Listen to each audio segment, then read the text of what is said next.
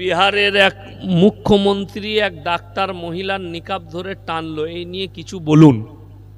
এখন আমি বললে অনেক খারাপ কথা বলে দেব, আমার কথা সবারই সহ্য হয় না। এমনি কেস খাবারই খেয়ে আছে, আবার খেয়ে যাব, কি বুঝলেন? দুঃখটা একটাই, আমি এক্ষুনি আপনাদিকে কিয়ামতের আলামত শোনালাম না? অশিক্ষিত মূর্খরা দেশ চালাবে আর শিক্ষিতরা চুপচাপ বসে দেখবে। মাশাআল্লাহ, দুঃখটা হচ্ছে এইটাই যে অনেকজন মনে মনে করবেন কাপড়টা ধরে টেনেছে, এটাতে দোষের কি আছে? আপনি ভেবে দেখুন তো, রাস্তায় যদি আপনার মায়ের কাপড়টা কেউ ধরে টানে তো কি হবে? বড় এটা ইসলামের একটা বড় অপমান।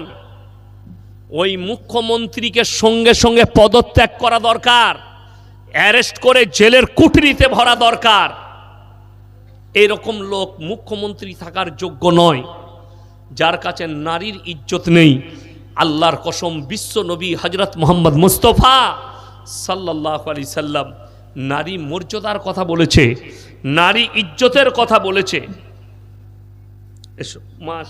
কোরআনে আছে ওয়াদরিব খুমুরিহিন্না আলা জুনুবিহিন, হে নারী তোমরা পর্দা নির্ধারিত করো, কোনোদিন ধর্ষিত হবে না, লাঞ্ছিত হবে না। আমি মুতালবা করব ভারত সরকারের কাছে, এই মুখ্যমন্ত্রীকে অ্যারেস্ট করুন, একে জেলের কুঠরিতে ভরুন। যে নারী মর্যাদা করতে জানে না, নারী মর্যাদা যার কাছে নেই, সে মুখ্যমন্ত্রীর উপযুক্ত কি করে হতে পারে? এটা থেকে দুঃখ। এবং কি সেই মা, সেই ডাক্তার মা, তার বাড়ি কলকাতায়, তিনি বলেছেন আমি আর বিহারে চাকরি করব না। কতটা ব্যথিত হয়েছেন, কত ব্যথা পেয়েছে।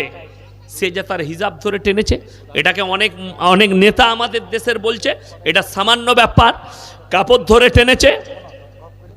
যদি এটা সামান্য ব্যাপার হয় তাহলে তাকে বলবো তোমার মাকে যদি কেউ কাপড় ধরে টানে, মাশাআল্লাহ, আল্লাহ না, হকের কোনো জিত নেই, হকের জিত আছে। যারা মনে করছেন যারা না হকে আছে তারাই ভালো আছে, যারা বেঈমানি করছে তারাই ভালো আছে, তাইলে তুমি কোরআন আর হাদিস খুলে দেখে নাও, ইসলামের ইতিহাস খুলো।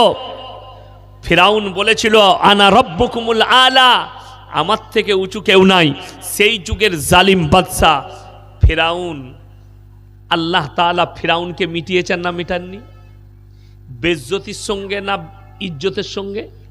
বেজ্জতির সঙ্গে। নমরুদকে মৃত্যু দিয়েছে বেজ্জতির সঙ্গে। যারা জালিম হয়েছে, অত্যাচারী হয়েছে, আল্লাহ তাদেরকে বেজ্জতি করেছেন।